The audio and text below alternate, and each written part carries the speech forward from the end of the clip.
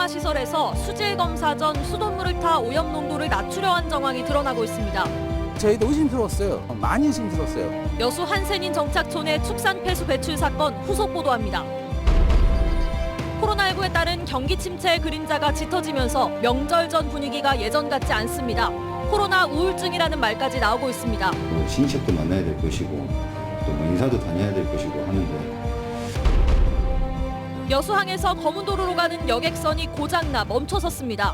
추석을 앞두고 귀성객 수송에 비상이 걸렸습니다. 여러분 안녕하십니까? 금요일 밤 여수 MBC 뉴스데스크입니다. 누군가 도성마을 오수관에 구멍을 뚫어 축산 폐수를 바다에 그대로 방류한 정황 어제 전해드렸는데요. 여기에 마을의 폐수 정화 시설에 불법적으로 수돗물을 섞는 정황까지 확인됐습니다. 주민들은 누군가가 축산 폐수를 무단으로 방류하는 사실을 감추기 위해 수돗물을 섞은 것 아니냐며 술렁이고 있습니다. 강서영 기자입니다.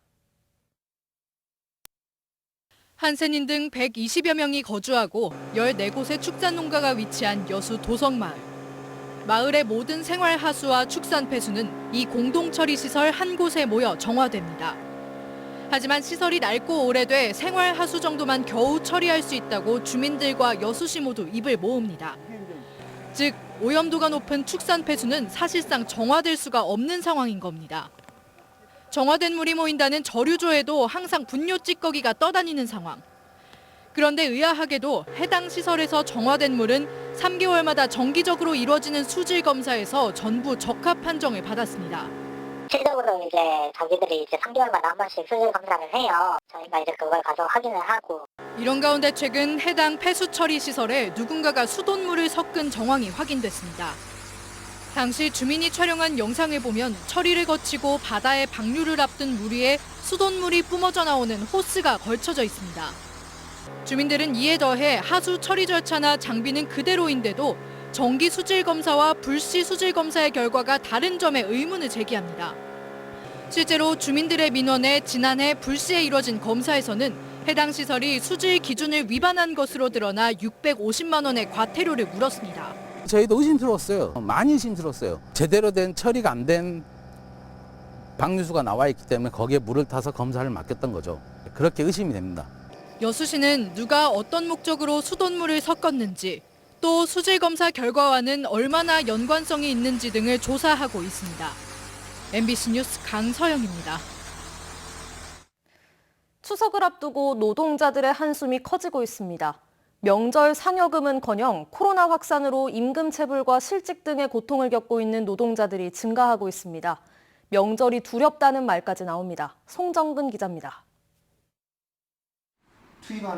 오비 공장에서 맥주병을 화물차에 싣고 나르는 업무를 하고 있는 유청수 씨. 코로나 확산으로 맥주 수요가 줄어 임금의 상당 부분을 차지하는 잔업 근무가 자연스럽게 줄었습니다. 5년치 임금이 체불됐다고 노동부에 이의 신청을 한 상태에서 임금까지 줄어들고 있는 상황입니다. 그래서 다가오는 추석이 더 걱정스럽습니다. 명절 다가오다 보니까 신입도 만나야 될 것이고 또 인사도 다녀야 될 것이고 하는데 그런 것 때문에 이제 가져가는 것들이 적다 보면 조금 안 봐도 부담 아닌 부담들이 많이 느끼겠죠. 실업급여를 신청하는 고용복지 플러스 센터에도 시민들의 발길이 이어졌습니다. 코로나로 음식점이 폐업해 하루아침에 일터를 잃은 실직자부터 언제 나올지 모르는 일자리를 구하기 전까지 실업급여를 받기 위해 센터를 찾은 구직자까지 급여를 신청하는 사정은 조금씩 달랐지만 코로나 직격탄을 맞은 시민들은 많았습니다. 실제로 올해 1월부터 7월까지 광주 전남에서 4만 5천여 명이 실업급여를 신청해 3,490억 원이 지급됐습니다. 지난해 같은 시기와 비교하면 신청자는 16.6% 늘었고 지급액도 35%가량 증가했습니다. 이제 일단은 고용센터 이제 왔잖아요. 이제 또 이렇게 여기서 소개도 해 주실 거고 믿고 있습니다. 코로나가 빨리 지나가기만 기다리고 있는 거죠. 저기 가도 갈 만한 저기가 없대요 또. 코로나는 취업 준비생들의 마음도 타들어가게 하고 있습니다.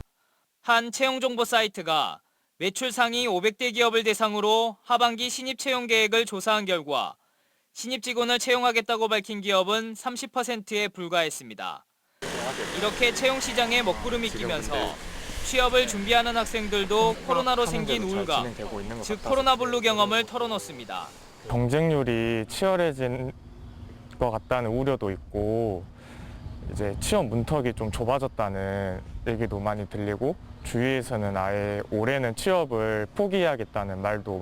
추석 명절이 코앞으로 다가오고 있지만 코로나 장기화로 심신이 지친 상황에서 노동자와 취업 준비생들의 한숨이 더 커지고 있습니다. MBC 뉴스 송정근입니다. 전남에서 코로나19 지역 감염이 일주일째 발생하지 않는 등 진정세를 보이고 있습니다. 지난 10일 광양에서 50대 여성 2명이 확진 판정을 받은 이후 해외에서 입국한 환자 2명이 발생했을 뿐 전남 지역 내 감염은 일주일째 발생하지 않았습니다. 광주에서도 최근 일주일 동안 지역 감염 사례가 하루 3명 이내였다. 37일 만인 어제는 신규 확진자가 1명도 나오지 않았습니다. 한중일 평화정원에 왜군 장수의 동상을 세우려 한다는 논란과 관련해 순천시가 세계국 장군 동상 설치 계획을 전면 취소했습니다. 순천시는 350억 원을 들여 오는 2025년까지 순천외성 인근 8만 제곱미터에 한중일 평화정원을 조성하면서 정유재란에 참전한 세계국 장군 동상을 설치하는 안을 검토했습니다. 이에 대해 왜군 장수 고니시 유키나가의 동상 설치에 부정적 여론과 논란이 가중됨에 따라 순천시는 설치 계획을 전면 취소했습니다. 평화광장에는 동상을 제외하고 이름 없이 죽어간 민초와 무명용사들의 넋을 기리는 기념물이 조성될 예정입니다. 추석을 2주 앞두고 여수 검은항로 운항이 중단돼 섬 주민들의 불편이 우려됩니다.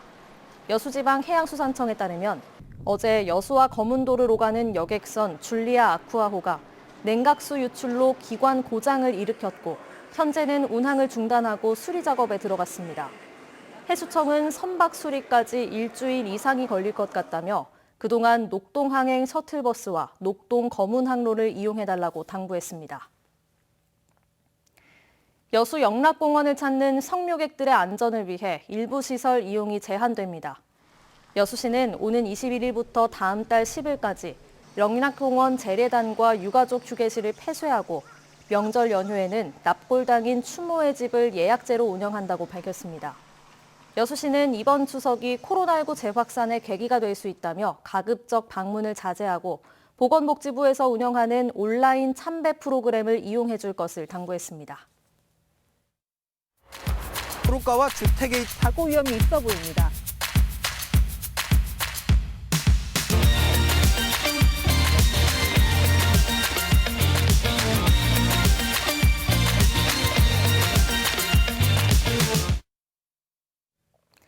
전남 신안군 홍도는 섬 전체가 천연기념물로 지정될 정도로 아름답고 보존 가치가 높은 섬인데요.